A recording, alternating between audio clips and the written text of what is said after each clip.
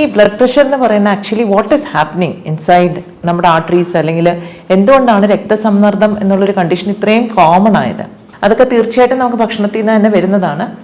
ചില സമയത്ത് നമുക്ക് ഈ കൊളസ്ട്രോളും അങ്ങനത്തെ ഇതെല്ലാം നമുക്ക് ഡെഫിനറ്റ്ലി യൂസ്ഫുൾ ആണ് നമ്മുടെ ബോഡിക്ക്. ഇത് കോൺസ്റ്റന്റ് ആയിട്ട് നിൽക്കുമ്പോൾ എന്താണ് കോംപ്ലിക്കേഷൻ ഉണ്ടാകുന്നത്? തലച്ചോറിലെ ധമനികൾ പൊട്ടിയിട്ട് it can become a stroke, clots form ചെയ്യാം. It can happen anywhere in the body. അതുകൊണ്ട് that's very dangerous and complicated. ഇതിനെ കൺട്രോൾ ചെയ്തേ മതിയാകൂ. ബാക്കിയെല്ലാം മാറ്റി വെച്ചിട്ട് ഇത് നമ്മൾ ആദ്യം ചെയ്യണം.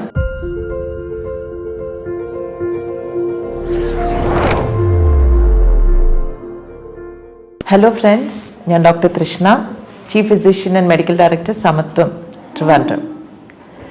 ബ്ലഡ് പ്രഷറിനെ കുറിച്ച് എനിക്ക് തോന്നുന്ന കേൾക്കാത്ത ആരും തന്നെ ഉണ്ടാവില്ല. നമ്മുടെ ഫാമിലിയിൽ ഒരാൾക്ക് എന്തായാലും കാണും ബ്ലഡ് പ്രഷർ.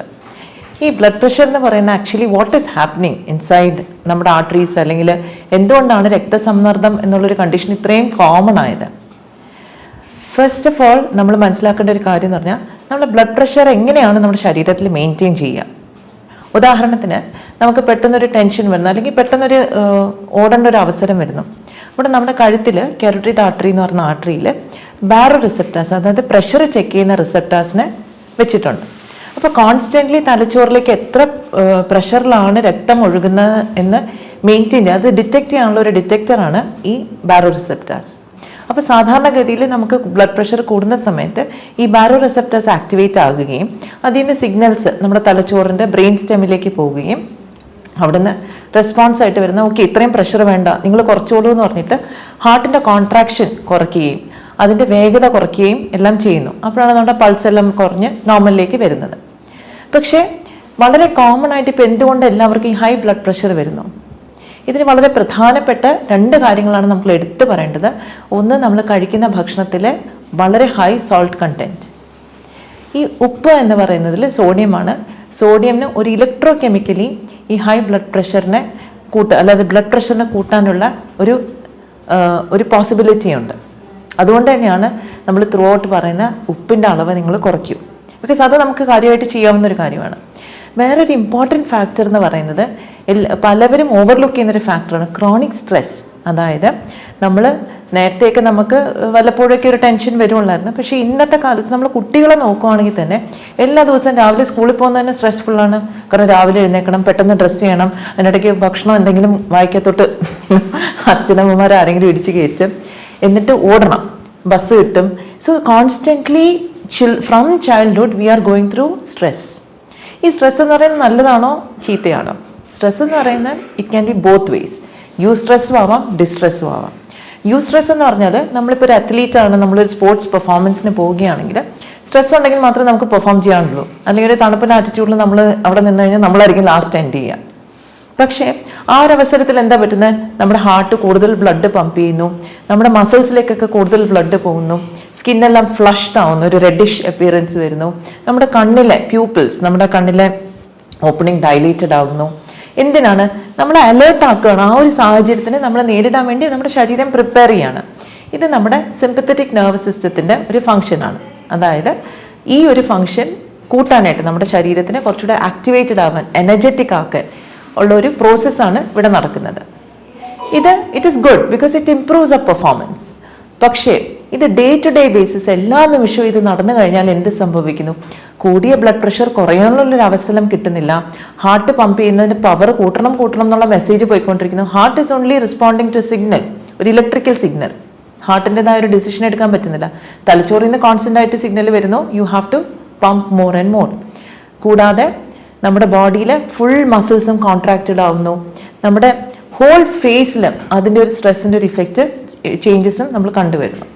അപ്പം കുട്ടിക്കാലത്ത് ഒരു എക്സാം എന്ന് പറയുമ്പോൾ വരുന്ന ഒരു സ്ട്രെസ്, ഒരു റിയാക്ഷൻ ആയിരുന്നു ഇത്. നമ്മുടെ കൈ വെള്ളയൊക്കെ സ്വെറ്റ് ചെയ്യുക, ഹാർട്ട് റേസ് ചെയ്യാൻ തുടങ്ങുന്നത്, നമുക്കൊരു മനസ്സിലൊക്കെ കുറേ ചിന്തകളൊക്കെ കടന്നിട്ടുണ്ട്. ചിലപ്പോൾ നമ്മൾ ബ്ലാങ്ക് ആയി പോകും. ക്വസ്റ്റ്യൻ പേപ്പറൊക്കെ കിട്ടുമ്പോൾ കുറേ പേരെങ്കിലൊക്കെ ബ്ലാങ്ക് ആയി പോയിട്ടുണ്ടാകും.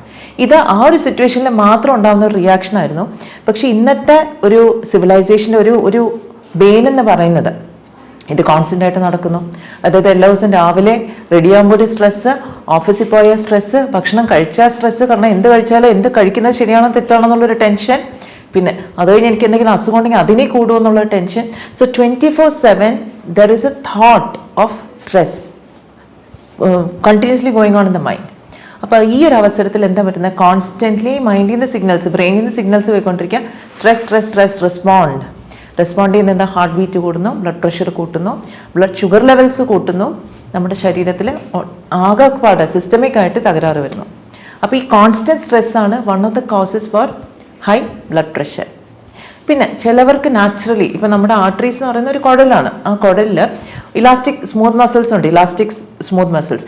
ഈ മസിൽസിൻ്റെ മൂവ്മെൻ്റ് ആണ് ശരിക്കും പറഞ്ഞാൽ ബ്ലഡിനെ നമ്മൾ പുഷ് ചെയ്യാനായിട്ട് ഹെൽപ്പ് ചെയ്യുന്നത്. പക്ഷേ സംടൈംസ് ദർ ഇസ് റെസിസ്റ്റൻസ്, അതായത് ഈ സ്മൂത്ത് മസിൽസിൻ്റെ ഇലാസ്റ്റിസിറ്റി കുറയുമ്പം നാച്ചുറലി ബ്ലഡ് ഫ്ലോയ്ക്ക് ഒരു റെസിസ്റ്റൻസ് കാണും. അതുകൊണ്ട് ബ്ലഡ് ഫ്ലോ കുറച്ചുകൂടെ പുഷ് ചെയ്ത് കൊണ്ടുപോകേണ്ടി വരുന്നു. അതൊക്കെ കൂടുതൽ നമ്മൾ ഓൾഡ് ഏജിലാണ് കാണുക, ഇലാസ്റ്റിസിറ്റി മസിൽസിൻ്റെ കുറയുന്നതും ഈ ബ്ലഡ് പ്രഷർ കൂട്ടേണ്ടി വരുന്ന ഒരവസ്ഥ.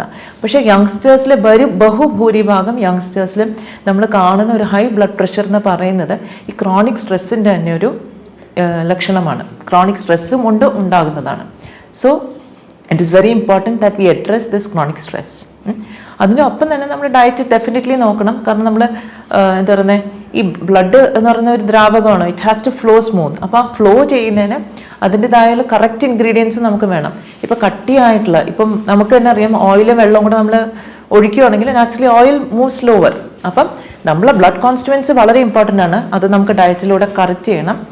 കൂടാതെ നമ്മുടെ സ്ട്രെസ് ഫാക്ടേഴ്സ് നമ്മൾ നന്നായിട്ട് അഡ്രസ്സ് ചെയ്യണം.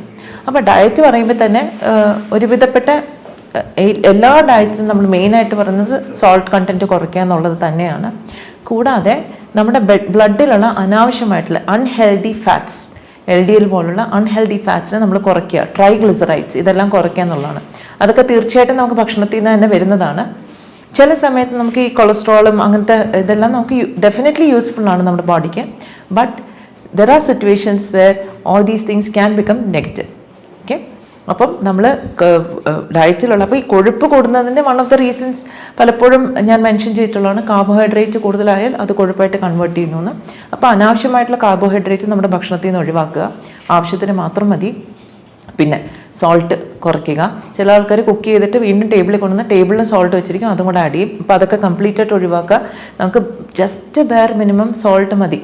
ഈ ഹൈ ബ്ലഡ് പ്രഷറൊക്കെ ഉള്ളവർ സോൾട്ട് ഒഴിവാക്കുന്നത് തന്നെയാണ് നല്ലത്. ഓക്കെ, പിന്നെ മൂന്നാമത്തെ ഒരു കാര്യം എന്ന് പറഞ്ഞാൽ ഏതൊരു അസുഖത്തിനും നമ്മുടെ ഡൈജഷൻ ഇമ്പ്രൂവ് ചെയ്യേണ്ട അത്യാവശ്യമാണ്. കാരണം നമ്മൾ എത്ര എക്സ്പെൻസീവ് ഫുഡ് കഴിച്ചാലും എത്ര ഓർഗാനിക് ഫുഡ് കഴിച്ചാലും നമ്മുടെ ദഹനം ശരിയല്ലെങ്കിൽ ഇതിലെ ന്യൂട്രിയൻസ് ഒന്നും അബ്സോർവ് ചെയ്യാനായിട്ട് സാധിക്കത്തില്ല. അപ്പം നമ്മൾ ഡൈജഷൻ ഇമ്പ്രൂവ് ചെയ്യേണ്ട വളരെ അത്യാവശ്യമാണ്. അപ്പം ഡൈജഷൻ ഇമ്പ്രൂവ് ചെയ്യാനായിട്ട് നമ്മൾ ഡൈജസ്റ്റീവ് എൻസൈംസിൻ്റെ ക്വാളിറ്റി ഇമ്പ്രൂവ് ചെയ്യണം. കൂടാതെ ഡൈജഷനെ ഹെൽപ്പ് ചെയ്യുന്ന ബാക്ടീരിയയുടെ ഒരു പ്രസൻസ് ഉണ്ടോ എന്ന് നമ്മൾ ശ്രദ്ധിക്കണം. ഇതെല്ലാം ഒരു ഡയറ്ററി പെർസ്പെക്റ്റീവിൽ നിന്ന് വളരെ ഇമ്പോർട്ടൻ്റ് ആണ്. പക്ഷേ when it comes to mental health, chronic stress has to be addressed. അപ്പോൾ ഈ ക്രോണിക് സ്ട്രെസ്സിനെ അഡ്രസ്സ് ചെയ്യാനായിട്ട് every day what we can do is, രണ്ട് കാര്യങ്ങൾ നമ്മൾ ഇമ്പോർട്ടൻ്റ് ആയിട്ട് ചെയ്യണം. രാവിലെ എഴുന്നേൽക്കുമ്പോഴത്തേക്ക് we should take a few deep breath എടുത്തിട്ട് നമ്മൾ പറയും today is gone to be okay. Okay, ഒത്തിരി സ്ട്രെസ്സാണ്, നമുക്ക് ഒത്തിരി വർക്ക് ലോഗ് കാണും, നമുക്ക് ഒത്തിരി ടെൻഷൻസ്, ഫിനാൻഷ്യൽ സ്ട്രെസ് കാണും, പേഴ്സണൽ സ്ട്രെസ് കാണും, എവറിത്തിങ് ഇസ് ഫൈൻ. പക്ഷേ എത്ര സ്ട്രെസ് ഉണ്ടെങ്കിലും ഇത് നമ്മുടെ ശരീരത്തിനെയും മനസ്സിനെയും ബാധിക്കാത്ത രീതിയിൽ നമ്മൾ നമ്മുടെ ബോഡീനെയും മൈൻഡിനെയും ട്രെയിൻ ചെയ്യണം. അതിനുള്ള ഉത്തമ ഉദാഹരണമാണ് മൈൻഡ്ഫുൾനെസ് ബേസ്ഡ് ഇൻ്റർവെൻഷൻസ്. കാരണം മൈൻഡ്ഫുൾനെസ് ചെയ്യുമ്പം നമ്മുടെ ബോഡീനെ എത്ര സ്ട്രെസ്ഫുൾ ആയിട്ടുള്ള സിറ്റുവേഷൻ ആണെങ്കിലും be in the present moment, ഈ നിമിഷത്തിൽ നമ്മൾ ശ്രദ്ധിക്കുന്നു. ബാക്കി ഫ്യൂച്ചറിൽ എന്ത് നടക്കുന്നു അല്ലെങ്കിൽ പാസ്റ്റിൽ എന്ത് നടന്നിരുന്നു എന്നുള്ള ഒരു ചിന്തകളും വേണ്ട. ഈ പ്രസൻറ്റ് മൊമെൻറ്റിൽ മാത്രം നമ്മൾ ശ്രദ്ധിച്ചാൽ മതി. അപ്പം തന്നെ നമ്മുടെ സ്ട്രെസ്സ് മാറും എന്ന് നമുക്ക് ഉറപ്പാണ്, അത് മാറുക തന്നെ ചെയ്യും. അപ്പോൾ ആ ഒരു ട്രെയിനിങ് നമ്മുടെ മനസ്സിന് നമ്മൾ തീർച്ചയായിട്ടും കൊടുക്കണം. രണ്ടാമത്തെ കാര്യം, നമ്മൾ എന്ത് സാഹചര്യം ജീവിതത്തിൽ വന്നാലും അത് അവിടെ വെച്ച് നേരിടാൻ നമ്മൾ മനസ്സുകൊണ്ടും ശരീരം കൊണ്ടും തയ്യാറായിരിക്കണം. So that means you have to do a little bit of exercise, you have to do a little bit of relaxation. You should do that every day regularly. ഇന്നൊരെണ്ണം ചെയ്തു നാളെ ചെയ്തില്ലെങ്കിൽ കാര്യമില്ല, ഇന്നത്തെ ദിവസത്തേക്ക് മാത്രമേ അതിൻ്റെ ഇഫക്റ്റ് ഉള്ളൂ. So we should train our system, nervous system to respond. ഇങ്ങനെ ഒരു സിറ്റുവേഷൻ വന്നാൽ, ഒരു സ്ട്രെസ് വന്നാൽ പോസിറ്റീവായിട്ട് റെസ്പോണ്ട് ചെയ്ത് നമ്മുടെ ഹെൽത്തിനെ നെഗറ്റീവായിട്ട് ഇമ്പാക്റ്റ് ചെയ്യാത്ത രീതിയിൽ നമുക്ക് നമ്മുടെ ബ്രെയിനിനെയും നമ്മുടെ നെർവസ് സിസ്റ്റത്തിനെയും എൻഡോക്രൈൻ സിസ്റ്റത്തിനെയും ട്രെയിൻ ചെയ്യാനായിട്ട് സാധിക്കും. പിന്നെ and the important factor is ലൈഫിനെ പറ്റി ഒരു ഔട്ട്ലുക്ക് വേണം നമുക്ക്. എനിക്കൊന്ന് ഇന്നത്തെ കാലത്തെ കുട്ടികൾക്ക് എല്ലാം ഒരു ഫാൾസ് ബിലീഫ് എന്ന് പറഞ്ഞാൽ life is very very fancy and rosy and idealistic. Doesn't happen that way. In reality life is about having challenges. നമ്മുടെ ജീവിതത്തിൽ ചാലഞ്ചസ് ഉണ്ടാവും, അത് ഫേസ് ചെയ്യുന്നതാണ് ലൈഫിൻ്റെ essence. So we should be prepared to face any challenge we have in life, whether it is the most difficult one or the easy one, this is what life is all about. അങ്ങനെ ഒരു perspective എടുത്താൽ തന്നെ, ഒരു realistic approach എടുത്താൽ തന്നെ നമുക്ക് വരുന്ന സാഹചര്യങ്ങൾ നമുക്ക് നേരിടാനായിട്ട് സാധിക്കും. അപ്പം train your body and mind to deal with stress factors. ആ training, relaxation techniques, breathing exercises, ചെറിയ ചെറിയ meditation practices, all this will help. Plus mental attitude towards life. പിന്നെ കൂടാതെ ഒരു ഡയറ്ററി ഇൻ്റർവെൻഷൻ. ഡയറ്റ് ഡെഫിനറ്റ്ലി പ്രധാനമാണ്, because that is what actually improves the constituents of your blood. So ഡയറ്റും പ്രധാനപ്പെട്ട കാര്യമാണ്. അപ്പോൾ ഇത്രയും കാര്യങ്ങൾ ചെയ്താൽ തന്നെ നമുക്ക് ബ്ലഡ് പ്രഷറിനെ കൺട്രോൾ ചെയ്യാൻ പറ്റും. പക്ഷേ ഈ കോൺസ്റ്റൻ്റ് ആയിട്ട് ബ്ലഡ് പ്രഷർ എലിവേറ്റഡ് ആയിട്ടുള്ള ഉള്ളവർ definitely take medical help. Because ഇത് കോൺസ്റ്റൻ്റ് ആയിട്ട് നിൽക്കുമ്പോൾ എന്താണ് കോംപ്ലിക്കേഷൻ ഉണ്ടാകുന്നത്? തലച്ചോറിലെ ധമനികൾ പൊട്ടിയിട്ട് it can become a stroke, clots form ചെയ്യാം. It can happen anywhere in the body. അതുകൊണ്ട് that's very dangerous and complicated. So we don't want any of that. Blood pressure detect ചെയ്ത ഉടനെ either you go for strict ആയിട്ടുള്ള ഒരു diet and exercise, relaxation, mental health protocol. ഇതിനെ control ചെയ്തേ മതിയാകൂ. ബാക്കിയെല്ലാം മാറ്റി വെച്ചിട്ട് ഇത് നമ്മൾ ആദ്യം ചെയ്യണം. ഇത് കൂടാണ്ട് നമ്മൾ ഇത് പറ്റുന്നില്ല, ഇമീഡിയറ്റ് ആയിട്ട് നമുക്ക് സാധിക്കുന്നില്ലെങ്കിൽ definitely seek medical help. It is very very important that we control blood pressure and bring it back to normal. Otherwise ഒരുപാട് കോംപ്ലിക്കേഷൻസ് ഉണ്ടാവും. പിന്നെ ഇതിൻ്റെ കൂടെ അഡീഷണൽ ആയിട്ട് ഒരു കാര്യം വളരെ ഇമ്പോർട്ടൻ്റ് ആയിട്ട് നമ്മൾ പറയേണ്ട കാര്യം വെള്ളത്തിൻ്റെ ഒരു വാട്ടർ ഡ്രിങ്കിങ് ആണ്. കാരണം പല ആൾക്കാരും ഡീഹൈഡ്രേഷൻ ഫേസ് ചെയ്യുന്നവരാണ്. നമ്മൾ അറിയുന്നില്ല, നമുക്ക് സിംറ്റംസ് മാത്രമേ ഉള്ളൂ. ക്ഷീണം, എന്താ പറയുന്നത്, ആകെ ഒരു അസ്വസ്ഥത, ഇതൊക്കെ ആയിരിക്കും നമ്മൾ ഫേസ് ചെയ്യുന്നുണ്ടാവുക ഡേ ടു ഡേ ലൈഫിൽ. So drink enough water, at least 3 liters of water a day. Kidney disease ഉള്ളവർക്ക്, റെസ്ട്രിക്ഷൻ ഉള്ളവർക്ക് they don't have to drink. But normal people can drink. കാരണം നമ്മുടെ കാലാവസ്ഥയിൽ നമ്മൾ സ്വെറ്റ് ചെയ്യും, നമുക്ക് അത്രയും വെള്ളം ആവശ്യമാണ്. അപ്പം പലപ്പോഴും നമ്മൾ ശ്രദ്ധിച്ചിട്ടുള്ളൊരു കാര്യമുണ്ടല്ലോ, നമ്മൾ ഈ പ്ലാസ്റ്റിക്കിൽ നിന്ന് വെള്ളം കുടിക്കുമ്പോൾ നമുക്ക് കുടിക്കാൻ തോന്നില്ല. അപ്പോൾ നല്ലൊരു കൂജയൊക്കെ വീട്ടിൽ വാങ്ങി വെച്ചിട്ട് അതിൻ്റെ അകത്ത് തിളപ്പിച്ചാറിയ വെള്ളം ഒഴിച്ച് വയ്ക്കുക, അത് കുടിക്കുക. That is very very refreshing and very good for your health. അപ്പം ആ ഒരു വെള്ളത്തിൻ്റെ കാര്യം കൂടെ പ്രത്യേകം ശ്രദ്ധിക്കുക. Okay, so hope high blood pressure ഉള്ളവർ ഇന്ന് തന്നെ അതിനെ അഡ്രസ്സ് ചെയ്യുമെന്ന് വിചാരിക്കുന്നു. If there is anything more you need to know, please contact us. Thank you very much.